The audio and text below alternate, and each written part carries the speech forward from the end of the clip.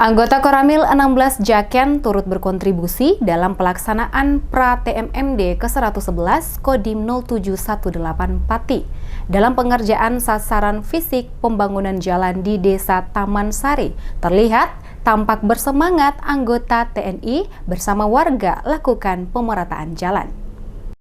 Mendapati program TMMD ke-111 Kodim 0718 Pati di Desa Taman Sari, Kecamatan Jaken, Kabupaten Pati, anggota Koramil 16 Jaken turut berkontribusi dalam sasaran fisik pembangunan jalan. Bersama anggota Kodim 0718 Pati dan warga, anggota Koramil 16 Jaken bekerja sama, saling bahu-membahu mengerjakan pemerataan jalan tersebut. Kopral 1 Siswanto, anggota Kodim 0718 Pati mengatakan, untuk sementara pada tahap pemerataan jalan kali ini, dari anggota TNI yang terlibat adalah sejumlah 10 orang dan 3 orang dari warga setempat.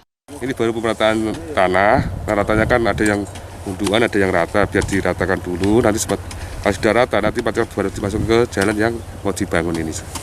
Ini dari kelonjakan ada 10 orang, yang dari masyarakat baru 3 orang yang datang, soalnya masih ada di kampung, ada jadwal yang belum selesai. Ini adalah TNI reguler, kerjasama antara TNI dan masyarakat untuk membangun desa. Gitu.